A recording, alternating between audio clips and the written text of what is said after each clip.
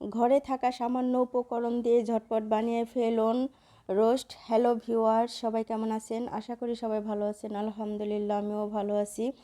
তো আজকে আমি যেভাবে প্যাকেট মশলা ছাড়া রোস্টটা রান্না করেছি সেটাই আপনাদের মাঝে শেয়ার করতে যাচ্ছি। তো চলুন দেখা যাক আমি কিভাবে রোস্ট রান্না করেছি। তো এখানে আমি একটা মুরগি নিয়েছি। তো এটা রোস্টেরই মুরগি ছিল, ছোট।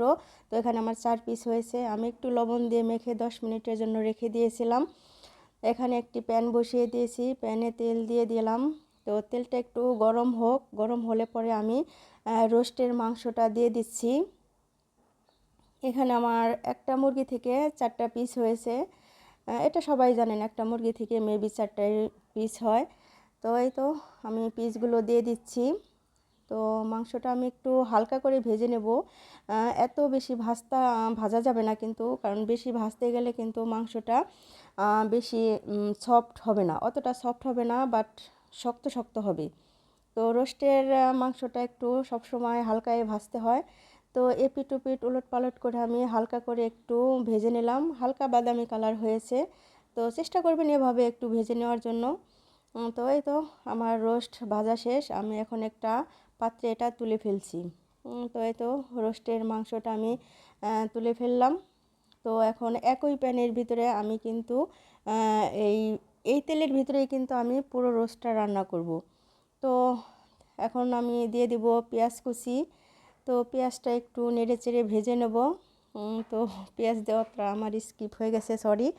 তো এই তো পেঁয়াজটা আমি এখন একটু নেড়ে চেড়ে ভেজে নিচ্ছি।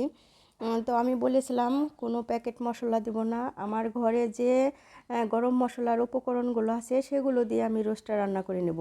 তো এখানে এলাচ, দারুচিনি, লবঙ্গ, ওগুলো দিয়ে আমি একটু নেড়ে চেড়ে ভেজে নিলাম। এখন দিয়ে দিচ্ছি আমি এখানে পেঁয়াজ পেস্ট, কারণ একটু পেঁয়াজ পেস্ট না দিলে কিন্তু গ্রেভিটা গাঢ় হবে না। তো চেষ্টা করবেন পেঁয়াজটা একটু পেস্ট করে দেওয়ার জন্য। এখানে আমি দিয়ে দিচ্ছি বাদাম বাটা। তো এই তো এগুলো দিয়ে আমি এখন নেড়ে চেড়ে একটু ভেজে নেব। তো আমি নেড়ে চেড়ে একটু ভেজে নিচ্ছি। তো এখন আমি এর ভিতরে একটু অ্যাড করব লাল মরিচের গুঁড়া, কারণ কালারটা একটু সুন্দর আসার জন্য একটু লাল মরিচের গুঁড়া, আবার একটু ঝাল ঝাল হবে, মানে ঝাল মিষ্টি মিলাই হবে আর কি। তো এটা দিয়ে আমি এখন নেড়ে চেড়ে দিচ্ছি। এখন আমি দিয়ে দিচ্ছি আদা রসুন পেস্ট। আমার আদা রসুন একসাথে বাটা, সেজন্য আমি একসাথেই দিয়ে দিলাম। তো আদা রসুন পেস্ট দিয়ে আমি আবারও নেড়ে চেড়ে একটু ভেজে নেব, কারণ এগুলোর যে একটা কাঁচা ফ্লেভার আছে সেটা চলে যাবে। তো এখন দিয়ে দিলাম আমি একটু লবণ। তো এখানে আমি অত বেশি লবণ দেব না, কারণ আমার মাংসের ভিতরে কিন্তু অলরেডি লবণ দিয়ে মাখানো ছিল। এখন এখানে আমি দিয়ে দিচ্ছি ধনিয়া গুঁড়ো এবং গরম মশলার গুঁড়ো। আমি আগেই বলেছি কিন্তু আমি কোনো প্যাকেটের মশলা, এখানে রোস্টের মশলা আমি কিন্তু অ্যাড করিনি। আমার ঘরে যে উপকরণগুলো ছিল সেগুলো দিয়ে আমি রান্না করছি। এখন আমি দিয়ে দিলাম একটু টমেটো সস। টমেটো সসটা দেওয়ার কারণ হচ্ছে মানে কালারটা অনেক সুন্দর আসবে, সেই কারণে আমি একটু টমেটো সসটা দিয়ে দিলাম। তো এই তো মশলা কষানো শেষ। এখন আমার ভেজে রাখা মাংস আমি দিয়ে দিলাম। এখন এটাকে আমি নেড়ে চেড়ে কষিয়ে নেব, কারণ কষানোটাই মেন। অনেকক্ষণ ধরে জাল কিন্তু মিডিয়াম টু লোতে রেখে মাংসটা ভালো মতন কষিয়ে নিতে হবে।